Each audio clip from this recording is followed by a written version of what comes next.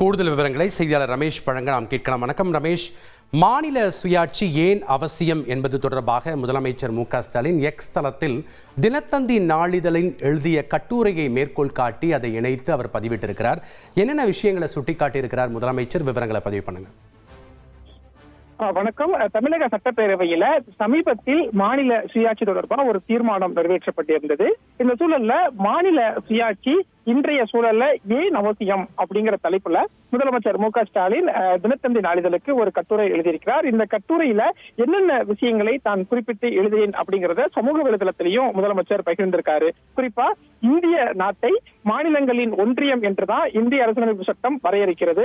மாநிலத்தில் சுயாட்சி, மத்தியில் கூட்டாட்சி என்பதுதான் திமுகவினுடைய அடிப்படை கொள்கையாகவும் இருக்கிறது என்று அந்த கட்டுரையில் முதலமைச்சர் சொல்லியிருக்கிறார். எனவே இந்த மாநில சுயாட்சி என்ற முழக்கத்தை வென்றெடுக்க நீதிபதி ராஜாமன்னார் குழுவை அப்போதைய முதலமைச்சர் கருணாநிதி அவர்கள் அமைத்தார்.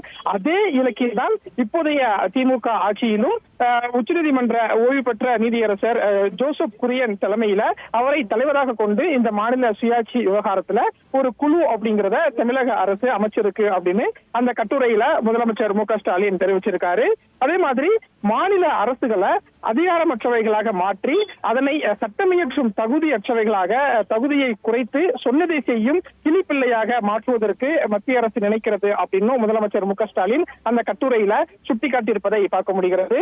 பல மாநில அரசுகள் ஒன்றிய அரசை நோக்கி பிச்சை பாத்திரம் ஏந்தி நிற்கும் கட்சியை தான் இப்போது நாம் பார்க்க வேண்டி இருக்கிறது அப்படின்னும் முதலமைச்சர் மு.க.ஸ்டாலின் அந்த கட்டுரையில குறிப்பிட்டிருக்காரு. குறிப்பா கடந்த 10 ஆண்டுகளா ஒத்திசைவு பட்டியலில் அதிகாரங்கள் அனைத்தையுமே மத்திய அரசின் அதிகாரங்களாக மாற்றிக் கொண்டு விட்டார்கள் அப்படிங்கிற ஒரு குற்றச்சாட்டையும் அந்த கட்டுரையில முதலமைச்சர் மு.க.ஸ்டாலின் முன்வைத்திருப்பதை பார்க்க முடிகிறது.